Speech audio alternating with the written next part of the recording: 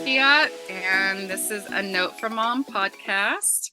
I'm back with a very, very special friend of mine, and I am so excited because she has some information that I think every woman needs to hear. And it's things that I want to talk about but don't know so much about yet. So I'm just so excited that she's here to share this.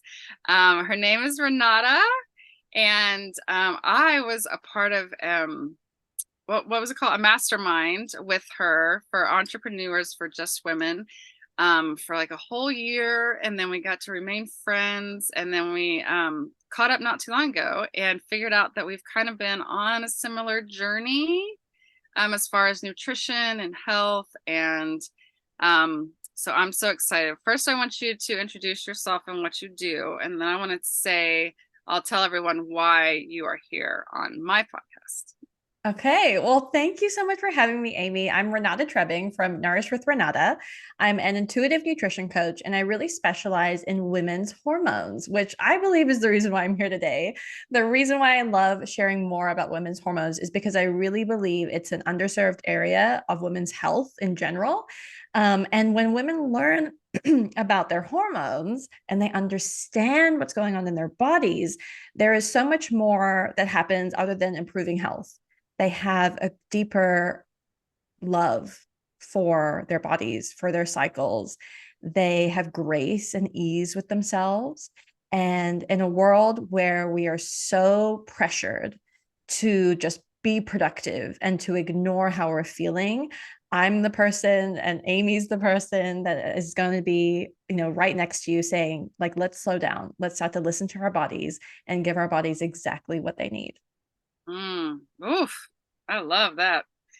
That is one of my favorite things that I didn't say earlier. We did a podcast together, which by the way, you need to go to Renata's podcast and listen because it's awesome and she has so much great information. So we did kind of a part one and a kind of a little bit more about my journey.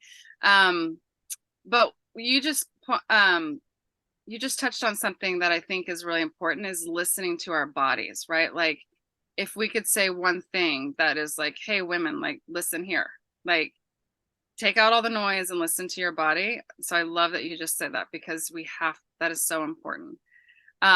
Speaking of listening to our bodies, I was just telling Renata about my journey with healing and I kept getting over these hurdles, right? Like I kept healing from mold and then I would heal with some parasite cleanse and I would keep healing and I kept going. And then it was like, there was just one more thing missing and I couldn't figure it out.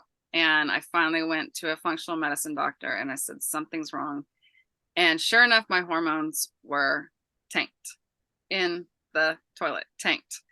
And so I'm still learning about the process. I obviously understand, about it and what it's doing to my body, but this is why I want Renata to be here because she's the specialist and I need women to hear what she has to say. So I'm just going to let you run away with it and then I'll ask questions as we go. Okay, well, hormones is a really big topic. And so I'm going to really narrow it down because there's like over 60 different hormones in the body. There are hormones that are related to feeling good, like oxytocin and serotonin and dopamine, and they're really important. There's also hormones related to weight or weight loss or appetite, and that's also really important. But I think what you're getting at is sex hormones. And this is the one that often gets a lot of airplay, so to speak. So we're talking about things like estrogen, progesterone, and testosterone. So the first thing I'll say, and there's a really funny story here because as I'm learning and talking to more people about these sex hormones, hilariously, my husband's like, "Well, you don't have testosterone, do you?"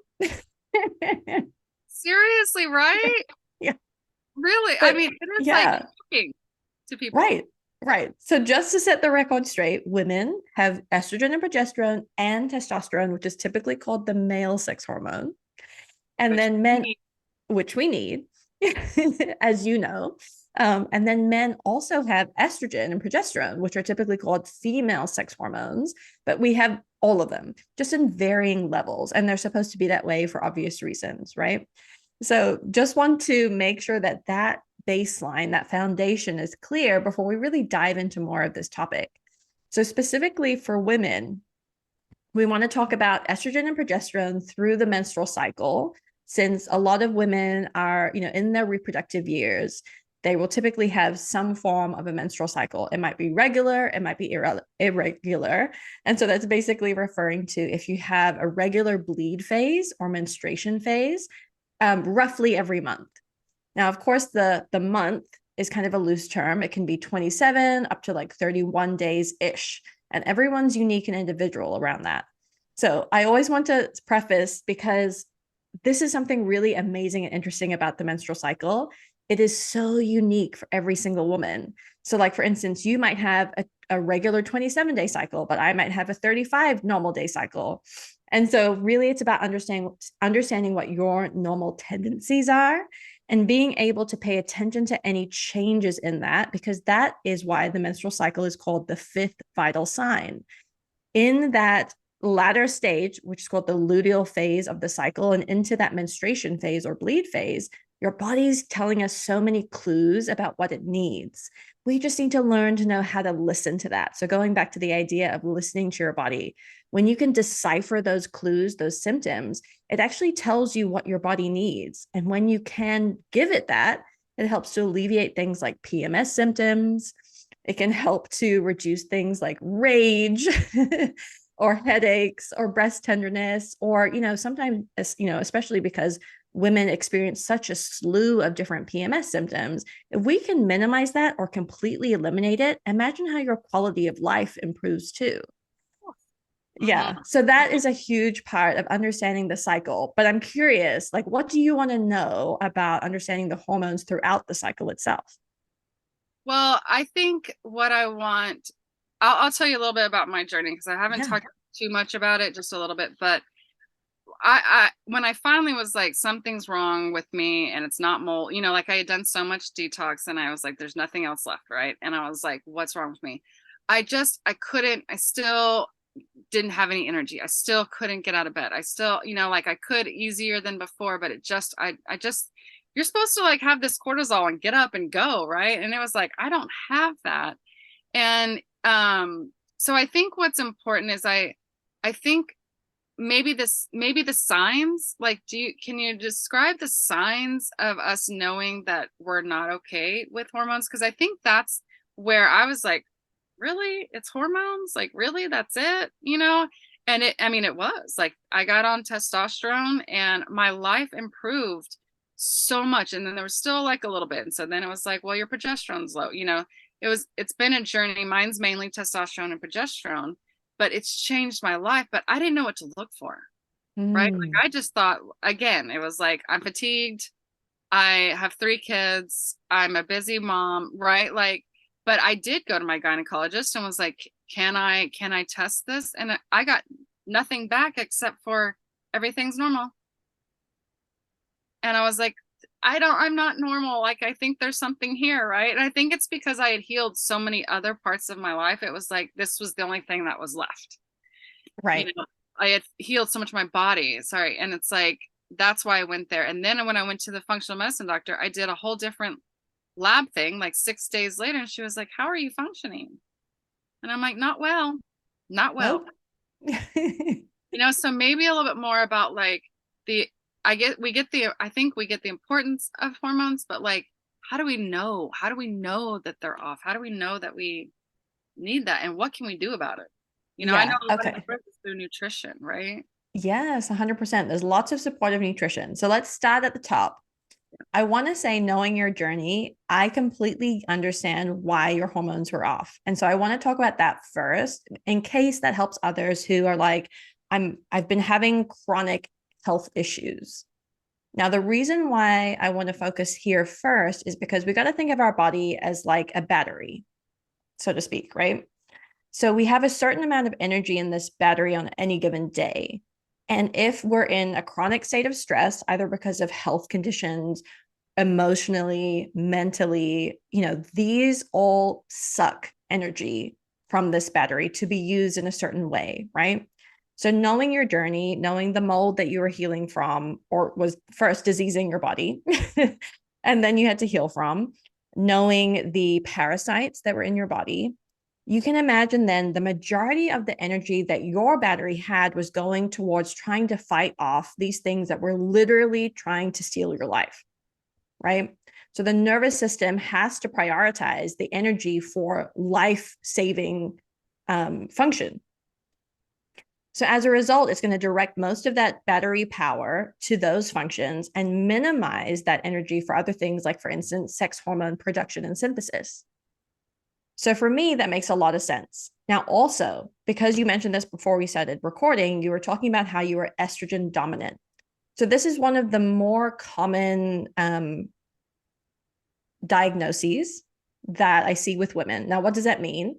That just means you have a higher level of estrogen in your body than what would be considered quote unquote normal for you, but also compared to progesterone. So I want to touch on both of those two things because they're the most common.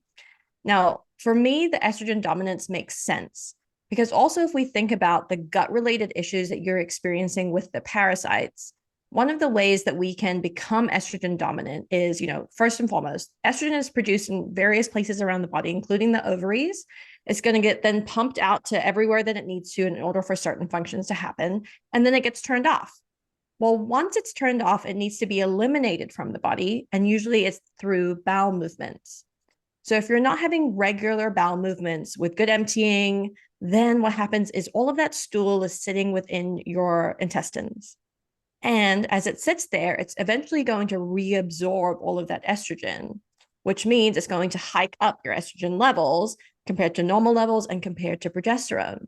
So that is obviously one of the first symptoms when it comes to estrogen dominance. Number one is having issues with bowel movements. I've talked to so many women and they're like, yeah, I'm really constipated. I don't have a bowel movement every day. And so this is something that I really want to make sure that everyone understands is that hormones is not only about energy and how it's being produced in the body, it's also about your gut health. Gut health has a huge impact on our hormone levels. Obviously, we're talking about estrogen in this case. So we want to make sure that we can regulate your bowel movements. I like to say we want to have between 1 and 3 bowel movements daily. And I'm not talking about tiny little rabbit pellets either. So we Yes. want to have good bowel movements where it's like a long sausage shape, no pain, no straining, no constipation, no bloating. That's going to help to not only improve your regularity, but helping to eliminate that estrogen we talked about. So that's one of the symptoms of estrogen dominance. Other ones that women may experience, for instance, estrogen is a growth hormone. So if you're pregnant, then we want to have estrogen be higher so that the baby can grow. If you're not pregnant and you have high estrogen, you might notice, especially around the lower abdomen, weight tends to be very stubborn and difficult to get off. You might also have a lot of breast tenderness. You might have a lot of headaches, especially prior to your menstruation phase.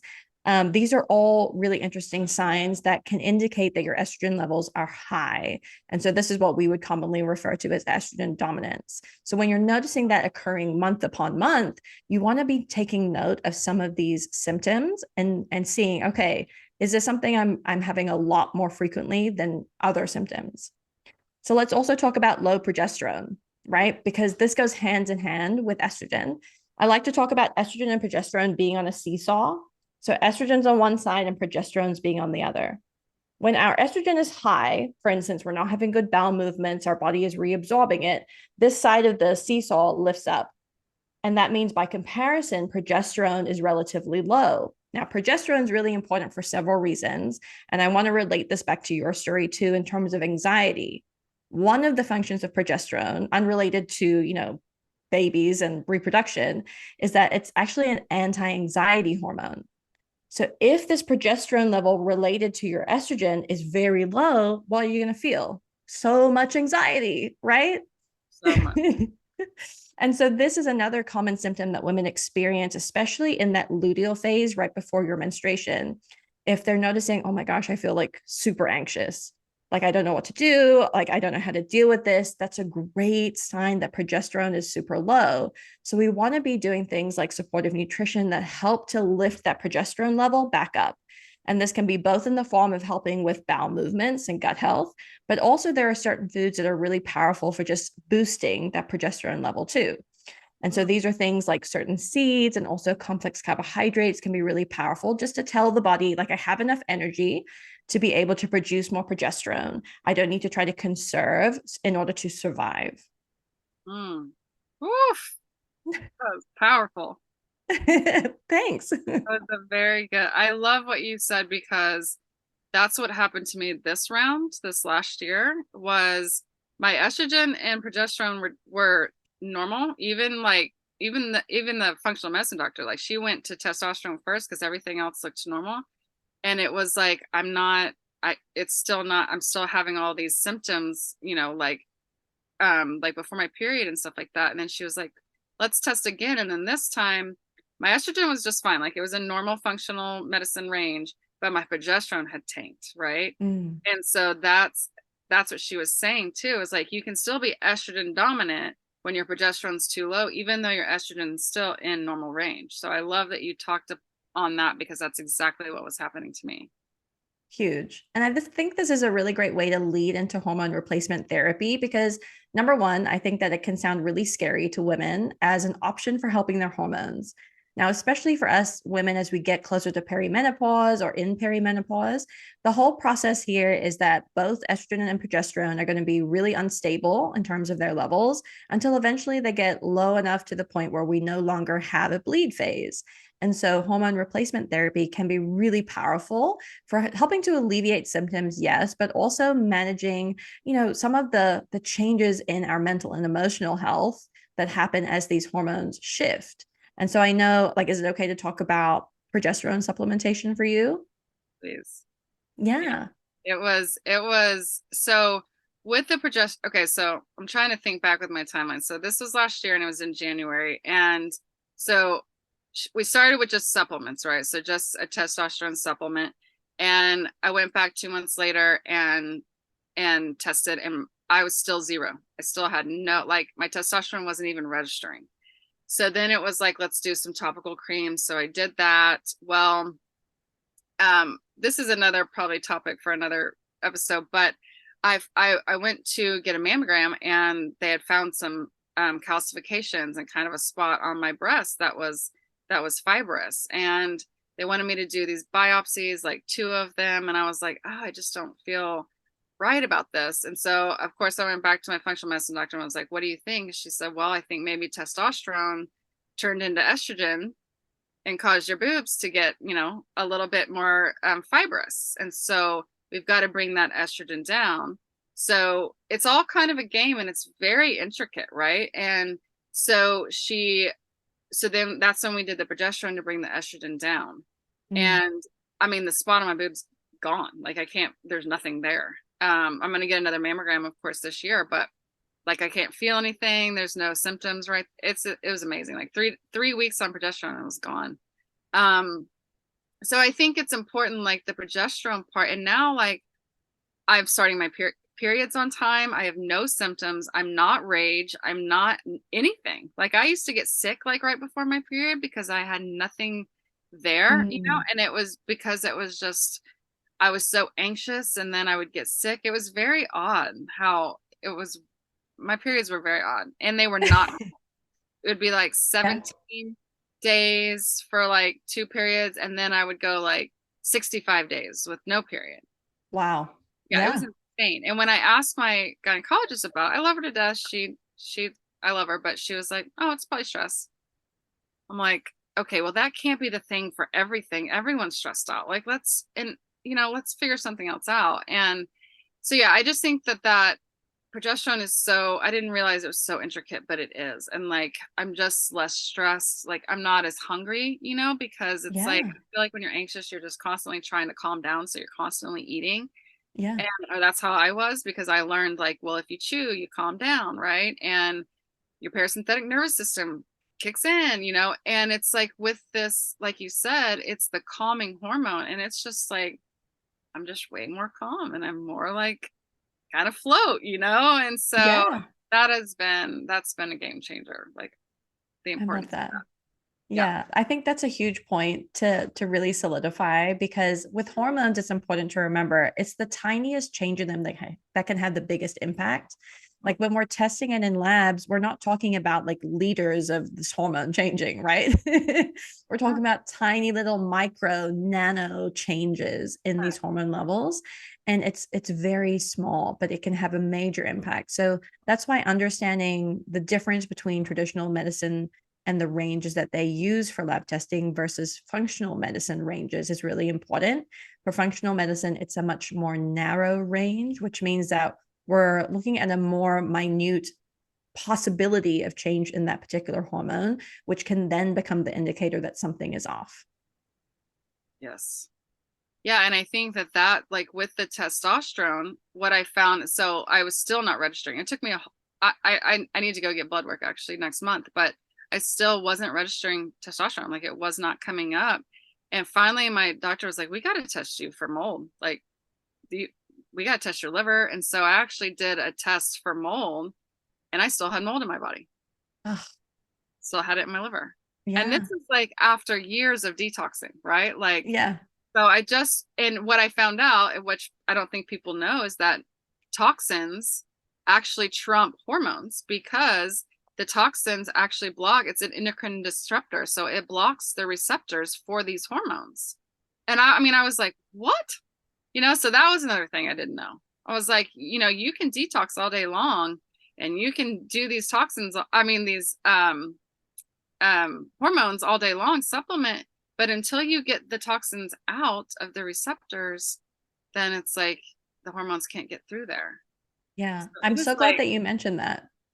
I mean, it's a game, and that's why we need people like you to like help guide us because it's like, holy crap. So Yeah. It is intricate. It sounds, and it probably sounds really overwhelming to some people, but it doesn't necessarily have to be, especially with the knowledge that, for instance, you're sharing on your podcast or on mine. The important thing to note here is, especially with toxins and endocrine disruptors, um, and all the different facets that we've talked about today, it's a multi-pronged approach. It's not just going to be like, well, I fixed my nutrition and now I'm good. Like it's going to be all these things working together because, like I always say, nothing exists in a vacuum. Everything interacts with the other. So like you talked about, it's making sure we have supportive nutrition and making sure we're getting the toxins out of our body and out of our homes and making sure we're addressing some of the bigger hormones that we haven't talked about, like the serotonin, like the dopamine and the oxytocin, which are major contributors in the hormone hierarchy so that we do feel better in our lives. It's all of these things working together to create a more harmonious and healthy life. whew, write that down, ladies. That was beautiful. And yes, that's exactly it in a nutshell.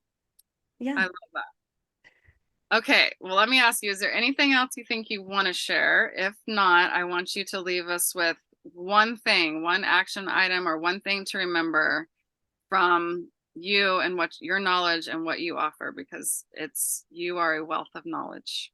Oh, thank you. Well, I think that this is the most important thing for women to start doing if they're not doing it already, or perhaps to continue to fine tune, and that is to track your cycles. Now, the reason why this is so important is not just when you want to become pregnant, right? It's actually really important to understand your health. And so this can mean like downloading one of the many apps that are available now, or it could literally be getting a journal where you write down each day a few things. For instance, number one, know that the first day that you stop bleeding is day one, then every day thereafter is a consecutive day. Each day, I would recommend writing down the day of your cycle, how you feel, like your energy levels, your mood. If you have any particular cravings, so cravings are something that usually occur right before your bleed phase, and they can tell you a lot about what your body needs. So, for instance, if you crave salty foods, it could be an indication about around hydration and electrolyte balance. If you're craving more carbohydrates, this can also be an indication that your blood sugar regulation might need some additional help.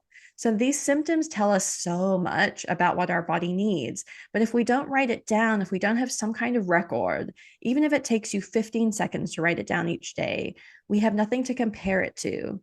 And this is especially important for women that have something called PMDD. So that stands for premenstrual dysphoric disorder. This is kind of like when your PMS symptoms are multiplied by a million.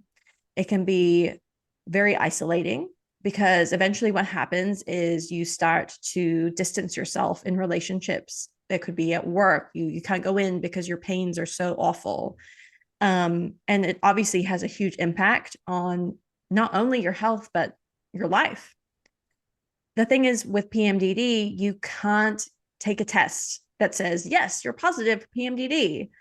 And just like we've been talking about lab testing this whole time, it does help us to a certain extent. But writing down your symptoms is a huge part of being able to prove that there's something wrong.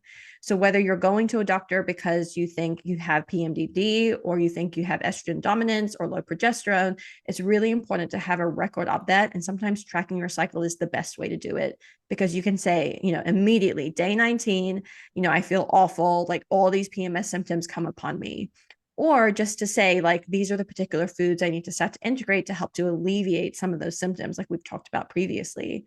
So tracking your cycle, literally one of the best things you can do for your body, because it allows you to have that written record where you can always go back to it, as well as help to decipher any of the clues your body is giving you. Love that. Thank you. Thank you. You're welcome. That is a great action item. I love it. Okay. Well, I have to say, thank you. This was an amazing episode. So much wonderful information. You, like I said, you're a wealth of knowledge and we appreciate it. So I just want to say thank you for being here. That was amazing. Thank you. Thanks for having me. This was so fun. Yeah, absolutely. Well, I will leave your information for all of my listeners, and you can check out Renata. She does wonderful things with nutrition and hormones and women, and it's just, whew, thank you. You're a blessing. You're welcome. Oh, thank you. All right. Well, we hope you have a good day. Again, this was a Note from Mom podcast. And to my kids, I love you more than the sun rises. Bye for now.